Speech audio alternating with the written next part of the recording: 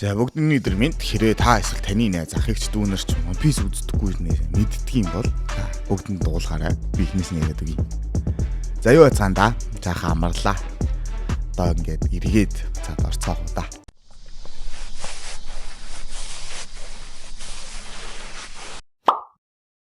За ноён авдрын арлалаас явсны дараахан Luffy Usopp хоёр маань хөлөг дээр их бууны сум байгааг олж хараад тэрүүгээрээ жоохон тоглох зур Zoro маань өнгөрснөө бодон дуг хийж ялаа. Shimozuki тосгонд жижигхэн Zoro доожоо дах бүх хийл хүчтэй хүмүүсийг дийлдэг байсан ч ганц л Queen-аг л дийлж чаддгүй байлаа. Нэг орой тэд жинхэнэ сэлмээр хоорондоо дуэл хийдэг. Гэхдээ Queen-агийн ялтаар л дуслаа. За Queen-а Zoro-г ясныхаа дараа түн дээр нулимстай нүдээр ирж би хизээж дэлхийн хамгийн агуу сэлэмчин болж чадахгүй учир нь би эмхтэй гэж хэлээд уйлаад өглөө. Zoro харин түүнийг яаж аргадахаа мэдэхгүй харин хоёулынх нь нэг нь заавал хамгийн агуу сэлэмчин гэх цол хэрмийг заавал үртэх болно гэж амлалт өгцгөлөө. Харамсалтай нь дараагийн өдөр Queen-а гинтийн ослоор өөд болоод Zoro Queen-ад өгсөн амлалтаа заавал биелүүлэх болно гэж өөртөө хатуу сануулдаг. Queen-агийн буюу Dojo-гийн мастер маань түүнд Queen-агийн сэлэм болох Wado Ichimonji гих 21 агуу сэлмийн нэгийг Zoro дамжуулж өгдөг. Энэ явдлаас хойш 8 жилийн турш Zoro тасралтгүй бэлтгэл сургалт хийж далайн дэрэмжтэй хангууч болох замлаа эхлүүлсэн гэдгээ. За одоо өрөө буцахад манай хоёр их буугаараа буудаж гарч байна. Энэ тентгийн чулуу мод онож болох юу л байна бүгдэн дөрөнд буудаж цэнхэр далаагаас өөр зүйлгүй газарт цаг алж байгааг одоо ингээд харж байна. Тэгсэн чинь санамсаргүй байдлаар нэг салт хэлбэлчихлээ. Тэгсэн салан дээр нэг шагналын ангууч Johnny гихч нэг найзтайгаа амарч исэн юм байна л та. Тэгээ тэр хоёр уурандаа Мэри дээр гарч ирээд тэднлүү дайрч эхэллээ. Харин манай эдч буруу зүйл хийсэндээ гимшиж түүний хамтрагчийг нь бэртээсэн болохоор жоохон жолов имжлэе гэж тохирон нэмгэний шүүс тусаавгүй юу шууд л идэрч босч ирээд бүжиглээд авлаа. Харин ойрхон уушийн газрыг олж хараад тийш явахаар болоход Тэнгисийн ахмад full body хайр бүсгүйтэйгээ болзоонд явж байхад таачлаа хөрхий. Шууд болзоогоо туслаад ирсэн малгайдынхныг живүүл гэж тушаан их бүү галлахад Luffy сумыг хөлгөөс олдуулж байхдаа санамсаргүй байдлаар нэгийг нь тэр уушийн газар руу явуулаад нөгөөх нь даглахтайгоо Zef өртөд эхлэе. За харин Luffy шууд Zef дээр очин уучлах гойход мөнгө шаарддаг ч манай хэд маань юу мөнгө авах те хариуд нь Zef за тэгвэл чи одоо манай хоолны газарт 1 жил туслах хий гэж зандарлаа. За уушийн газарт хар хослолтой сүү шеф гэх Санжи үйлчлүүлэгчийн комплейн буюу гомдлыг шийдвэрлэхээр ирлээ. Харин Санжи түүнийг шүлэнд ялаа хийцэн байна гэд Санжид хэлсэн чинь Санжи уурандаа чи намайг доромжллоо гэж хэлэн түүнийг дэл бүшгэлчихнэ. За яг энэ үед Luffy Zef хоёр хүчилсэн бололтой. Дээд давхраас унаад ирдэг. Юу болоод байна яана инэ те яах вэ ийхүү гэж байтал Ахмад сугных нь нүсэн хурж ирээд Донкрийг ийшээ зүглээд ирж байгаа гэж мэдээлэл авлаа. Ирхмээ яг яах вэ гэж асуулаа. Хэсэг өөрчлөгдөн нэг ядруухан хүн орж ирээд надаа мөнгө байхгүй гэхдээ би заавал төлнө. Надаа хоол өгөөч гэж гоохот тогооч түнд шанаа өгөөд хөөгд гаргалаа. Харин Санжи түнд нууцаарч гэх юм уу хоол өгөхийг Luffy хараад хөөгч чинь яасан сайхан сэтгэлтэй юм бэ? Манай үлгийн тогооч болооч гэж асуухад Санжи шууд л үгүйсгдэг. За надад энэ байх хувийн зориг байгаа. Тэргээ биелүүлэх болно гэж хэллээ. За ингээд Jin Luffy-д Grand Line амархан биш шүү жалаа. Боломжтой байгаарай гэж хэлэн саландаа суун Санжи талархснаа илэрхийлэн аялалтаа гараад явлаа. Luffy шууд л хормогч зүгээд аяг тавгаагаад эхэллээ те. Харин энэ үед нөгөөтгчин Don Krieg дээр очингуудаа ойролцоо байгаа уушин газрын талаар хэлэхэд хариуд нь очиж эзлэе гэж шууд замдаа гарцгаана. За ингээд далайг үл мэдэх нэгэн манан нөмөрч холоос нэгэн хөлөг бараатай уушин газар руу дөхөн ирлээ. Don Krieg орж ирмэгцээл гуйж байна. Ядарсан надад хоол харьлаач. Би та нар руу дайрахгүй гэж амлалт өгөхөд Санжи шууд тэдэн дээр очиод хоолыг өглөө. Би энэ тэнхэрсэн Don Krieg даварч манай багийн 100 гишүүдэд хоол өг. Эсвэл энэ газартаа баяртай гэж хэлсэнд Patty Krieg рүү махан бөмбөлгөн буугаараа буудлаа. Харамсалтай нь Krieg-ийн алтан хуйг дуулганд яадах юмгүй түүнийг нь хамгаалчихнаа. Уралсан Krieg шууд л буунууд агсаж тэдэн лүү гал нээж эхлэхэд Zef болж байна. Тэднийг хооллоё гэж хэлдэг. За Zef-ийг харангуйтаа Don Krieg шууд л түүнийг домогт улаан хөлт Krieg далайн дэрэмчин болохыг мэдэн түүнээс айсан ч Zef тэдэн лүү хоол хүнс шидэн за одоо эндээс яваа гэж хэлдэг. Jin чуучлалт гуйн тэдний Grand Line-д явж байхад нь Dracula Mihawk тэдний 50 хөлөг 5,000 зэргийг дийлж бүгдийг нь устгасан. Азар төв хөлөг онгоц маань зүхтааж амцсан гэж хэлэхэд Don Krieg даварч би танаа энэ хөлийг авах болно гэж хэлэхдээ зэрэгцэн сүрж байсан хөлөг нь голоор авааглаа. Михаг тэднийг энэ үртэл дагаад ирсэн тодорхойлдог. За ингээ бүгд л гадагш зөвлөн юу болсныг харахад Johnny Yosaku хоёр сэлсээр тэдэн дээр ирэн Nami Going Mary-г аваад яваад өчлөө гэж хэлнэ. Зоро Михакийг харамгацаа хамгийн агуу сэлэмжин гих цол ирэмтэй хүнийг дуэлт шууд дууддаг. Михак үүнд нь зөвшөөрж өөрийн зүйл дээр буюу жижигхэн утгаар тулдах болно гэж хэллээ. Учир нь Зоро Михакийн том сэлэмд хэтэрхий балчирдана гэдэг. За Зоро хамаг чадлаараа 3 сэлмээ агсан дайралт хийдэгч түүний дайралт хаач хүрч чадахгүй ялагддаг. Зоро үргэлжлүүлэн ар нурууны шарах бол сэлэмчин хүний гутам шиг гэж хэлэн цээжээ дэлгэхэд Михак түүний хүндэлж өөрийн том сэлмээрээ буюу хар Ёро сэлмээ агсан түүний цээжин тушаа газар хүнд бэртлөөгөн чи өгөхөд хэтэрхий эрт байна залуу минь. Илүү сайжирч хангалттай хүчтэй болсныхан дараа намайг дахиад дуйл дуударай гэж түүнийг зоригжуулдаг. Зоро харин Люфид би дахиж хизээч ялагдахгүй гэж амгаран хэлхийг Михак харан хансан бололтой Дон Крэгийг орхиод өөрийн замаа хөөгөө явдаг. За Люфи бусадаа Намигийн араас явахыг хэлэн өөрөө Дон Крэгтэй уулзраа олно гэхээр Зеф үүн дээр нэмж хэрвээ чи түүнийг дийлвэл чиний шийдэглийг хүчингүү тооцоо гэж тохиролцдог. Санжи харин уушийн газарт гэмтэл учруулгүйгээр тулалдъя гэж хэлэн өрөвтгөлөө дэлгэглээ. Дон Крэг, Пати болон Карни хоёрыг өөрсдийн дайралтаараа бүгдийг ихлүүллээ. Энэ дайралт Крэгд юу болох вэ? Тоогооч нар уушийн газар хамгаалан нэг нэгээр очиж хүчээ үзэцгэлээ. Крэг өөрийнхөө тавт байдаг хүнээ дуудахад нөгөөх нь бамбай хүн юм уу да нэг юм гарч ирээд би хизээ цус алдаж үзээгүй гэж солирж байна. Тэгээ Крэг шууд Люфи рүү дайралт хийхэд дайралтнаас нь бултаад нөгөө бамбайтай гарын толгойг нь санамсаргүй байдлаар цохоод хойшлоход иви шууд л цус алдчихлаа. За ингээд номер 5 уурандаа өргөтгөлийг тэр жигт нь галж шатаан өөрийнх нь ар мөрөдөө шатдаггүй гэж ойрлон Санжи номер 5 хоёрын ширүүн тулаан ингээд ихэллэх нүдэ гэсэн чинь Санжид ганц шиглүүлээд цусаа хараад орилж явахад нь дээрээс нь нурсан хөлгийн мод унж ирээд тэгээ гівтээ төглөөж хаас. За гин харин Зеф рүү гарбуу агслаа. Номер 5 босч ирээд хэрвээ чи миний энэ дайралтаас болтвол Жин Зефиг буудах болно гэж сүрдүүлэхэд хүчтэй цохилтуудыг авангаа өнгөрснөд урслаа. За манай Санжи баг багасаа л эхлэн өөр хөлгийн тоогоочор ажиллаж байсан гардгаа. Гэтэл тэр хөлгийг Зеф талаан дээрэмчэд эзлэн авч хөлгийг тонон Санжиг банжгандаа оруулж эхэллээ. Уурандаа түүнийг далаараа хүчтэй цохиж унахад унаж байхдаа Санжи би аал бүлэг олох болно доо гэсэн үгийг Зеф сонсонгуудаа шууд л түүний араас үсрэхэд далайд асар өндөр давалгаа тэднийг нөмөрлөө. За Зеф далаараа унаж байгаа ухаангүй Санжиг авран дээшлэх гэхэд түүний хөл нь сүрсэн хөлөгт гацсан. Хөлөө тарихаас өөр сонголтгүй болсон ухаар нь нэг хөлөө таслаа. За Санжи дараагийн өдөр сэрэхэд Зеф буруу хард суугаад Санжи руу жижигхэн хоолны үлдэгдлүүдийг шидэн өөрийнхөө хажууд асар том муудтай зүйлийг үлдээлээ. Аврах чулуун дээр өрсөөр турж ицсээд бүр аргагүй ирхэн Санжи Зеф рүү дайрахаар зэхэх үед нөгөө том муудтай зүйлчин анханасаа эрдэнэс байсан байдаг. Санжи өөрийг нь аврахын тулд Зеф хөлөө золиосныг ч олж мэдэн түүнээс яг яагаад намайг аварж байгаа юм бэ гэж асуухад би ч гэсэн нэгийнхэн үед аал бүлэг олох мөрөөдөлтэй байсан гэж хэллээ. За тэднийг ийм үхлийн ирмэг дээр ирж бүр үххийн наан азар нэг хөлөг ирж тэд аврагдан хамтдаа бараатай гих уушин газрыг босгон өдийг хүрсээ гэдгийг бид олж мэдж байгаа. За ингээд Санжи иргэн босож би тулдаж чадхаар байна алив гэж ориллоо.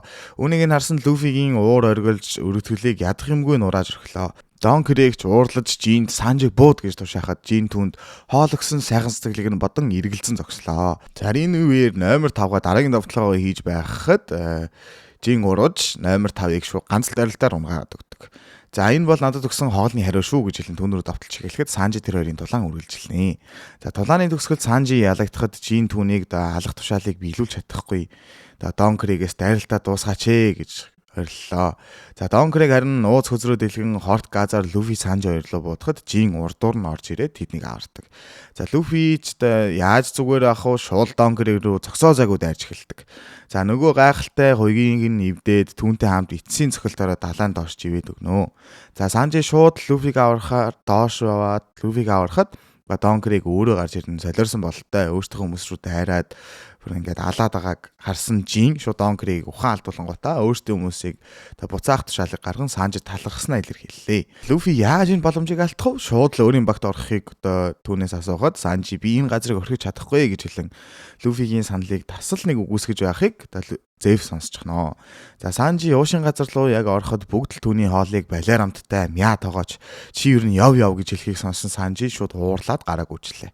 Зеф Люфи хоёрын одоо яриаг сонссон Санжи ягаад ч юм Люфитэй хамт явахаар болон хөлгийн тогооч нар тэдэнд одоо өөрсд байгаа бүхий л амттай үнсээ баглан бэлтгэцгээлээ. Санжи явахынхаа өмнө толгоогоо газарт хүргэн хийсэн бүхэнд чинь баярлаа гэж хэлэн цааш явцгаалаа. За тэгсэн манай Нами чин өөрийнхөө төрсөн тосгон руу ойртож яваа харагдлаа. Ёсоко харин тэдэнд Нами Арланг парк руу явж байгааг хэлхэн загсан хүмүүсийн эслэн бүрмгийлд байдаг арал руу явж байгаагаа тэдэнд товчхон тайлбарлалаа. За зүүн цэнхрийн хамгийн хүчтэй хүмүүс гэж тэдэнд хэлэхэд тоож байгаа ч юм байхгүй дооглон инээлцээр цааш явна. За харин энэ үеэр Зоро, Соб, Жони 3 Арланг парк дээр хурж ирээд байлаа. Зоро шууд энэ баазыг шууд устгахчгүй гэхэд манай хоёр Зорог болиулан хүлж тавиад бид Арлыг тойроод аюулгүй газарт буугаално гэж ярилцахад тэднийг загсан хүмүүс аль хэдийнэ олж харсныг анзааран Жони Усоп хоёр шууд л ус руу үсрээд Зорог үлдээгээ зогтаачдаг. За ингээд Зоро тэдэнд баригдан Арлангийн өмнө ирэхэд Зоро ч мөчөөгөө өглөхгүй л байна. Харин Арланг хүн загас гэдэг танай хүн төрлөختөн гих төрлөөс хав илүү хүчрэхэг бүр айгүй мундаг төрөлзүүлээ гэж хэлж байгаа юм. За гинтл Нами гарч ирээд би бол Арланг далайн дээрэмчдийн офицер. Би Арлангд газрын зураг зурж өгдгийн гэж хэллээ. За энэ үеэр Жони Усоп хоёр тосгонд иртэл бүр аймаа сүрцэн тосгонд тэнэг өгтөж байгаа. Гинтл хаанаас ч нэг загсан хүн гарч ирээд энэ үү? Энд амьдардаг нэг хүн нөгөө сарынхаа татварыг төлж чадахгүй харин тэгээд ийм болцсон юм өө гэж хэлээд Усоп шууд л ухс хийхэд Усоп амжиж зүхтан Нажикогийн тусламжтайгаар бүр мөсөн мултарч чаддаг. За харин Тэнгис далайн хаан ихтэй манай гурав найрлж байхад аврах том далайн мангас Момо гихчтэй гарч ирэн тэдний идэж байгаа хоолыг нь гордоход Санжи номгортол нь өшөглөөд тэд Момогийн тусламжтайгаар хамаагүй хурдан Арлын зүг явж эхэлдэг. За тосгон руу буцаад ирэхэд Усоп Нажикогинд байх Чабо гих бацаан уйлангаа аавынхаа өхлийн талаар ярьж гарлаа. Үржлүүлэн Нажико бол Намигийн өргөмөл ихч гэхийг сонссон. Намиг бидэнтэй хамт байхдаа шаргалтай байна гэж бодсон юмсан гэж цайхан гунлаа. За ингээд хэсэг өөрчлөгдөн Арланг тосгоны ахмадыг заандаж байхыг харлаа. Арланг тэднийг сарын татраа төлж чадахгүй байгаа дурлан түүний газар руу савхад Усоп Арланг руу нэг байшингийн хойноос гал нийчлээ. Үүнд нь Арланг урлан тэр Усопын нуутржсэн байшинг шууд аваад хажуудлынх нь байшинтай хавсраад орхилоо. За загсан хүмүүс Арланг зогсоон тосгоны сүрлэхээс өмнө аваад явцгааваа. За дахиад хэсэг өөрчлөгдөн Нами нэгэн хүний шарил дээр ирэн би заавал нэг сая бэрий цуглуулад тосгоноо Арлангоос судалдаж авах болно гэж ам гарч байна. За ингээд Зоро дээр ирсэн чинь Зоро аль хэдийн нөгөө нэг хамгаалагчтай бүгдийг ялчсан уйдаад ажидэл Хаачиг их наймаалжин загсан хүн гарч ирнэ. За Хаачи болохоор түүнийг Арлангийн зочин гэж бодон найрсаг хандан Зороод ойрхон тосон руу яаж явахыг хэлж өгдөгөө. Арлангч буцаж ирээд өөрийнх нь бүх цэрэг дийлдсэн байгааг хараад уур нь хурж хүмүүсээ Зоро болон Усопыг айлахаар явуулдаг. Усопч азгүйч гэх юм уу санаандгүй байдлаар уртхан аралгүй зүхтаж явж байгаад хавцлаас унаад баригдчихнөө.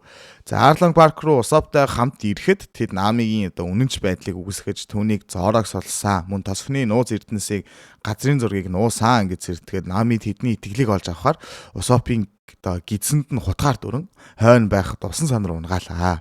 Энэ бүгдийг Жони харж Нами Усопыг алчлаа гэдэгт бүрэн итгэж байгаа. За энэ үеэр болохоор манай гурав Момод шидүүлэн асар хурдтай арал дээр гулгасаар замдаа нөгөө төөрсөн Зороотой таарчнаа.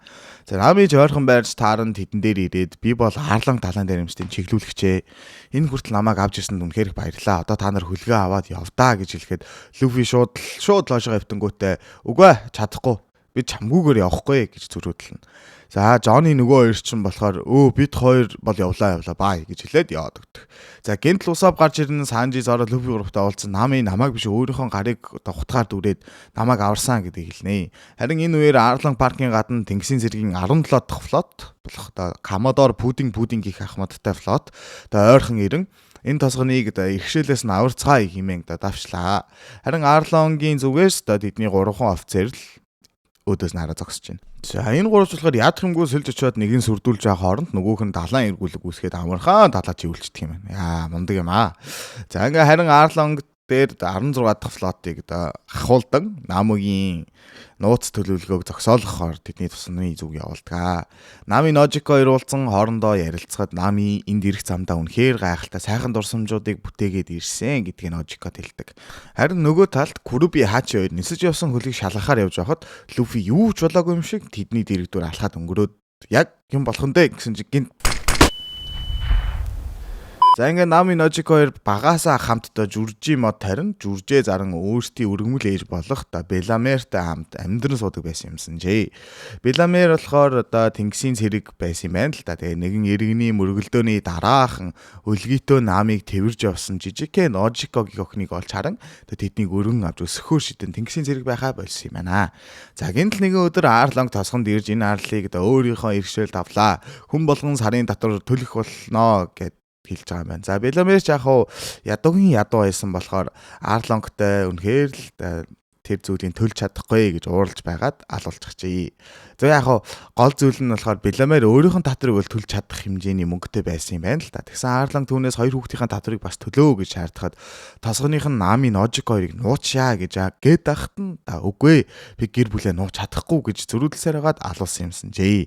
За тэгээд энэ явдлаас хойш Намигийн чадварыг Arlong ашиглаж газрын зураг зуруулангаа өөрийн доор ажилуулж эхэлсэн юм байна. Nami харин 1 сая бэри байвал тосгоноо удлаж аваарай гэж Arlong түнд амгааран Arlong-гийн үгэнд автангуудаа өдөр болгон далайн дээрэмчтэй суулгаа хийн 1 сая бэригийн ирэлт гарсан юм байна. За гинтл нөгөө нэг 16 дугаар флотын гарч ирээд Намигийн эрдэнсийн нуусан газрыг ухан алдагдсан эрдэнсийг авахар ирлээ гэж хэлэн Намигийн амьдралаараа цуглуулсан алд эрдэнсийг авч явнаа гэж хэллээ. Энэ бүгдийг Arlong сэтсэн гэдгийг Намиг ойлгочихж байгаа шүү дээ. Тэгээ уурандаа улаар нь тэднлүү давшихад Nojiko урд дуур нь орон ар нуурандаа буудалцдаг.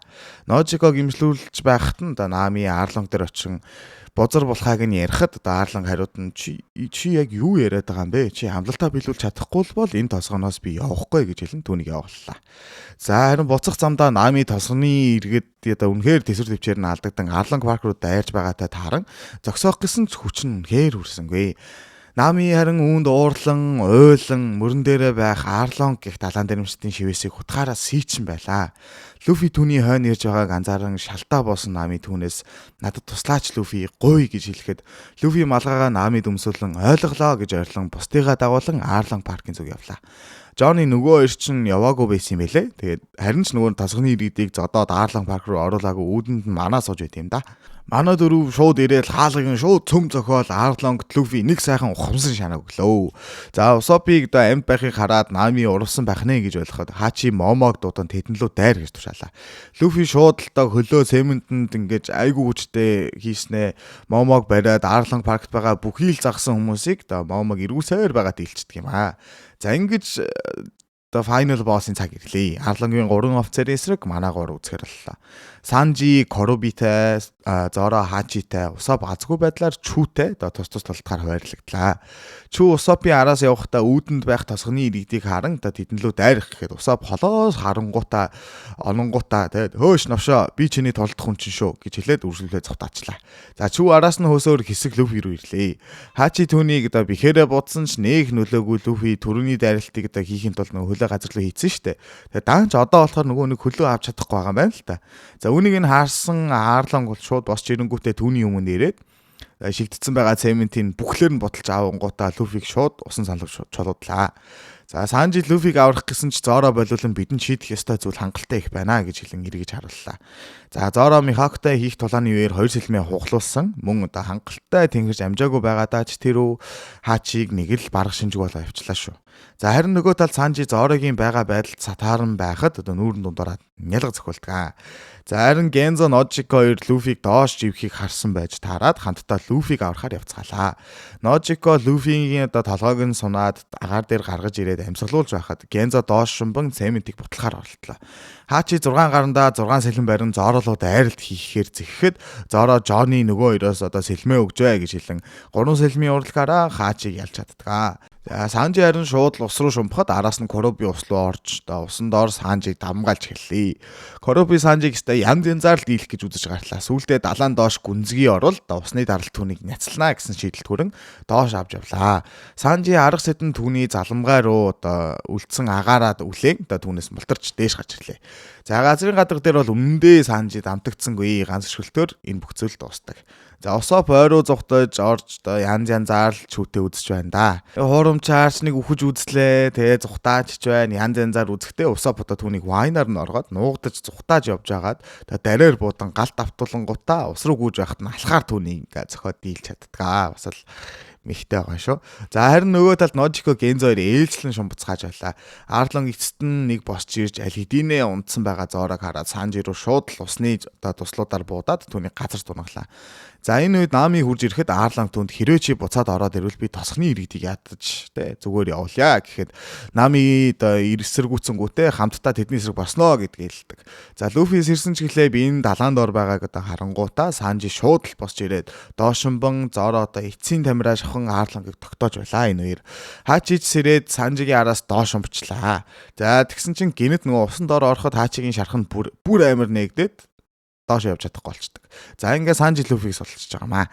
Луфи гарч ирэнгүүтээ цаг алдалгүй шууд Арлонг руу дайралт хийхэд түүний хүчтэй хазалтаас толгоогоо сонгон бултаж чаддаг.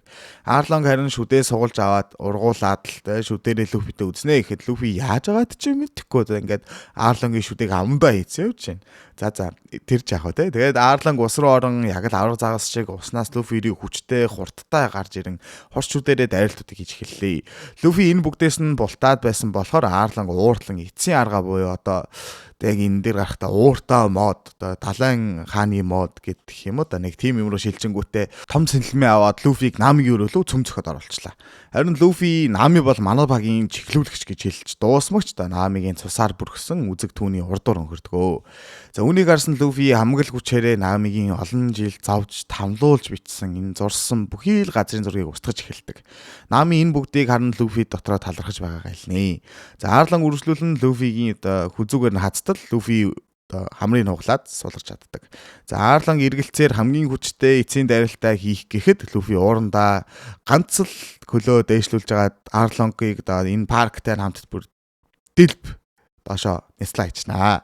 За энэхүү ялтыг тэмдэглэх гэхэд нөгөө нэг балаа ахмад хурж ирэнгүүтээ за Арлонгийн бүх эрдэнсийг өгөөд айл гэж байна. За ууралсан дэрсэн малгатууд шууд л гөвж хаяа. За та нар бол Намигийн тосгодын энэ иргэдийнх нь бүх мөнгийг буцаагаад өгөөдгөө. Тэгээ Арлонгийг ингээ аваа шоронд хийгээдгээ гэж хэлэхэд чадахгүй чамаас өшөөг авнаа харж байгаарэ гэсэн юм хэлээд яваад өгдөг. За Гензо Намигаас тосгоныхоо иргэдийн өмнөөс уучлалтгүй. Тэгэд хамтдаа том найрыг эхлүүлдэг. За энэ үеэр нөгөө Ахмад Арлонгийг дэрсэн малгайтын дийснийг хэлж Луфигийн шагнал өслөө. Зоро эмчлүүсээр л Луфи идсээр л харин Нами дахин нэг шарил дээр эрэнгүүтээ би Луфиг дагаад явлаа гэж тэдэнтэй салах ёсойгийн Арлонгийн шивэсийг даруулан Гензо болон Беломерийг дурсан нэг тийм шивэсийг дарж хэлгээд бүх юма бэлтэн 1 сая бэрийг үлдээгээд тосхны иргэд түүнд баярлаа гэж хэлхийг үл тоон дундуур нь маш урттай гүгээд going mirror руу яаран хөлөг дээр гарлаа. Тэгсэн бүгдийнх нь төрөвчийн гусчжээ. За ингээд аль биесээр Нами дэрсэн малгад болж байгаамаа. За энэхүү Нами ажиллаа хийн. За бид лог таун буюу бүхний эхлэл мөн төгсгөл гэгдэх газар руу явцгаанаа. За энэ газар далайн дэрэмжтийн хаан Голди бишээ энэ дээр чинь зүгээр Голд Рожер гэдэг байхгүй. Тэгээ Голд Рожер цаазлуулсан газар юм гэдэг инхүү тэд замдаа гарлаа.